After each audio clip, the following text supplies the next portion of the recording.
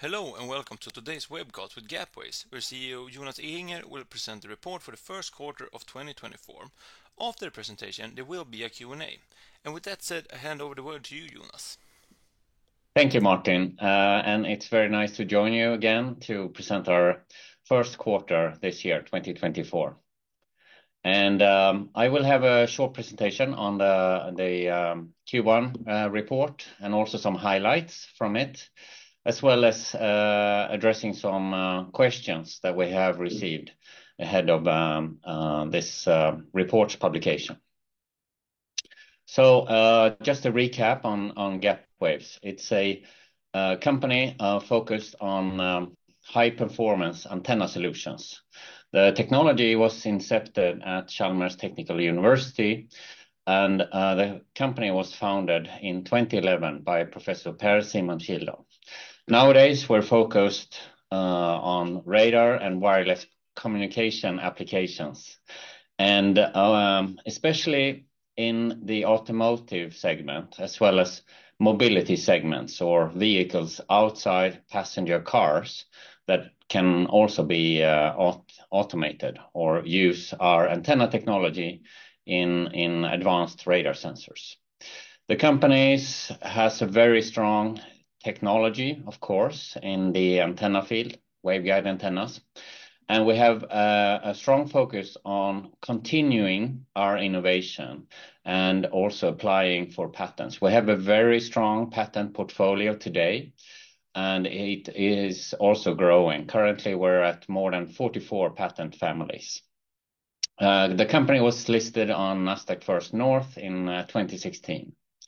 Now, moving over to the first quarter of this year, I'm really happy to communicate a very strong quarter for Gapwaves. It's been a busy quarter for the entire company, and it's also nice to see that this is being displayed in the numbers. Our net sales this quarter was 15.6 million compared to 4.9 million same quarter last year. Our EBITDA was minus 13 million as a group, including our holding in Sensrad, which is an associated company of Gapwaves. Excluding associated companies or Sensrad, our result was minus 8.8 million Swedish kronor compared to 16.1 million the same quarter last year. We have a strong cash position at 69 million or almost 70 million. We're currently 42 employees in the company. And during the quarter, of course, improving strongly on sales, more than 200% increase, and also gross profit has a significant impact on the EBITDA. We're still investing in Gapwaves. We're still on our scale-up journey to scale up the company towards a full-fledged supplier position to our customers in current contracts and the current order book. The cash flow was affected by increased working capital, and we also, which is fairly normal when you grow strongly in a quarter, we also have a fairly significant account receivable position.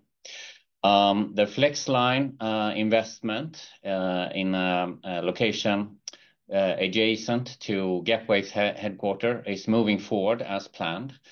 And we also expect significant growth in the rest of the year as per current outlook. Some of the highlights during the quarter. Of course, I want to emphasize the strengthened partnership with Frencken. Frencken is a key partner of Gapwaves, producing the antennas. And they've also placed a large order for additional production equipment for the automotive antenna, which will be produced at the Frencken facility in China. Furthermore, we have also received additional orders from the undisclosed European Tier 1 that we have been working with for around 15 months.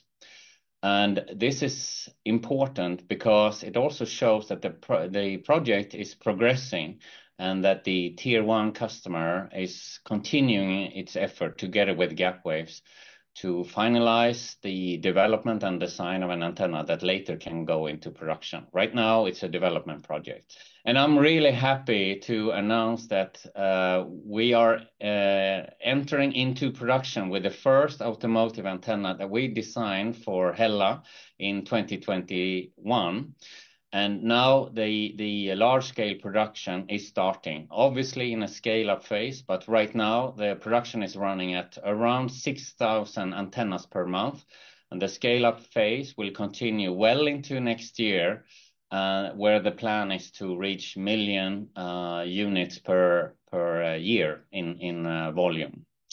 SOP, startup production, is really important for our automotive customers, and this is a clear sign and proof that Gapwaves antenna technologies and antenna products meets the requirements, the very strong and tough requirements of the automotive industry.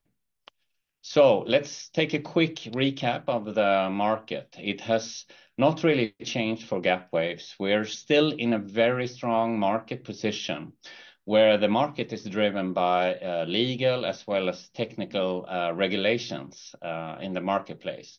And we still expect to see more than 25% growth of radar sensors for automotive use and driver assistance systems in the coming years, in fact, throughout the decade.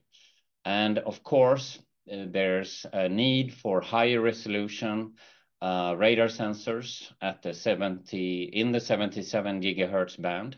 And this is a perfect spot for waveguide antennas, especially Gapwaves, because our waveguide antennas have several very significant advantages, such as more effective and scalable production methods, as well as more cost-effective materials that can be used in the antennas. We also have two different gap waveguide antenna technologies that both have their unique set of advantages catering towards the automotive industry.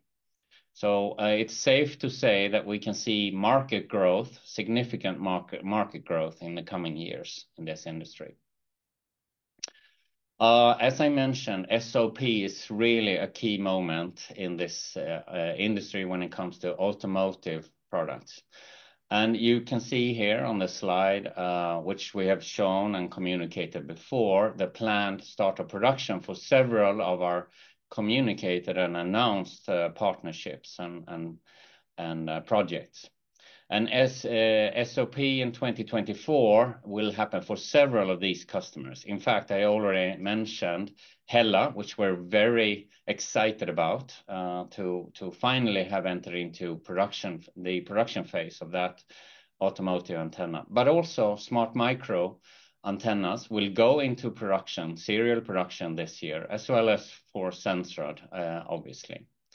And of course, there are more projects that will enter into this production phase in the years to come. You can see some examples here, and obviously the company has a very high priority and focus in adding more customers to this list moving forward. As I mentioned, Forvia, which is now Hella is part of the Forvia group. SOP has taken place as planned in 2024, in early 2024, so it has started now. We'll continue to scale up into well into next year. Smart Micro will start also this year in 2024.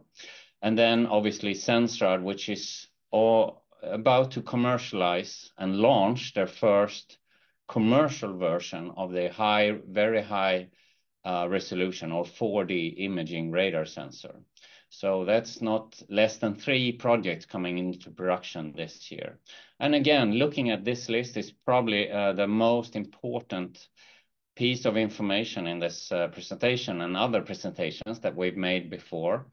That's the timeline of the SOPs for these customers and the projects. We expect to add more customers and more very large and significant contracts to this list. So to summarize here before we move into the Q&A part, Gapwaves is very well positioned for very strong growth, as I mentioned. We have a strong technology, and we can now offer a complete antenna solution for our customers: technology, design, industrialization, and management, and high volume production for our customers. And we have also strong partnerships with production partners, which means that Gapwaves doesn't have to build its own factories in various places. We can partner, qualify, and certify certain companies that already have these infrastructures. And our customer relationships with these customers, such as Hella, Bosch, and Veoneer, and others, are very long-term and are also including or will mean that the antennas that we design and develop will be produced during a very long time in very high volumes. Thank you so much, and I think it's time for the Q&A. Thank you so much, Jonas. We jump straight ahead to the Q&A here. Under is an old customer who has now launched a partnership with BitSensing regarding 4D imaging radar. Is Gapwaves' first commercial customer a closed chapter who has chosen a different path here? No, in fact, Under has changed strategy a bit. Under is now focusing solely on providing the chipsets to automotive industry, but also to other market segments, normally what we refer to as mobility segments. And we have a close, frequent dialogue with Under, of course, because when they promote their chip solution to different potential customers of theirs, they also need an antenna. So, of course, they do this in partnership with us. So I would say that Gapwaves is quite close to Under in offering solution, including both chip and antenna, to customers that will produce the radar sensor and buy chip from Under and hopefully antennas from Gapwaves. Thank you. Gapwaves' stock price is minus 30% during Q1. How does the company view the fact that it's Hella that has sold 200,000 B shares and as an owner pressed down the price? In fact, Hella has also acquired 200,000 A shares, which is a very positive sign because A shares carry a lot more votes per share. And this means that Hella sees an increasing engagement in Gapwaves, not only as a customer where they've increased quite a lot in their commitments towards Gapwaves as a customer, but they are also acquiring A shares, to be able to support and influence Gapwaves further. So I think overall it's a good sign, and especially since the total shareholding has not really decreased. Thank you. When can we expect more info about Sensrad and how Gapwaves will do with its ownership? Dismantle, expand, or renegotiate? Sensrad is about to launch a commercial product. That's very important for Gapwaves. So we need to see that happen before we take the next step. Our intention with Sensrad is the same as before. I don't think we will exercise that option in Q2 as it looks right now. But of course, we're in close contact and discussion with the owner. But for Gapwaves, it's really important, as we have communicated since last year when we entered into this investment, that Sensrad can start their commercial expansion and commercial journey. And at that point, it will be relevant for Gapwaves to consider increasing the stake and the investment in the company to accelerate the commercial growth of Sensrad. Thank you. Start of production SOP is planned during H1 2024. When will Gapwaves communicate orders in view of the lead time so that production will start in 2024? You should know at the beginning of May 2024 if there are really any orders. Yeah, and I'm happy to reiterate what I just mentioned in the earlier in the presentation, that the SOP for the Hella automotive antenna has now started, and we will continue to update the market as progress during the scale-up phase happens. Right now, the production is running at around 6,000 antennas per month, but it's also Hella and Hella's customers who determine the pace of this scale-up, but also the volumes in the production going forward. But now we're in that high volume phase, which typically lasts, we're entering into that high volume phase rather, which typically lasts around 6 to 8 years in the automotive industry. Thank you. It's been 2 years since you said you had a new Tier 1 in the progress of signing an agreement. Can you please update the shareholders on what is happening and when the agreement can be reached? Yeah, and it's actually been 15 months approximately since Q1 of 2023. Progress is ongoing with this customer. We've during the quarter communicated 2 new add-ons to the development project from this European and leading Tier 1 customer. So it's obvious that the project is ongoing and that this customer is spending time, effort, and money with Gapwaves. So it's very much a live project. Thank you. Here comes a little bit longer question. The value of Gapwaves has decreased 75% last 3 years. Considering the weak commercial results 2022 to 2024, the value is likely to decrease significantly further. Why cannot the board, together with the CEO, define, communicate, and deliver realistic and ambitious sales targets to reinstall commercial credibility in a falling company? If not, could you get out? If not, outlook is needed for 2025. As we have communicated before, Gapwaves is in a too early phase to really give solid forecasts and financial targets. And as you have seen, if you're following the company, the volatility is quite high in our sales number because most of our revenue is derived from development projects. Development projects have very long timelines. They have different gates and milestones, and they run over time at different paces. And that influences a lot on the revenues in a certain quarter or even a year. And last year, you could see that obviously the sales revenue was a lot lower than we had hoped in the beginning of the year. And this is a challenge for Gapwaves. The best way to mitigate this is really to add more customers. So there's more projects that run in parallel with different timelines, different milestones, etc. So they, so to say, even out each other, and it's a more predictable revenue stream as well as result generation in the company.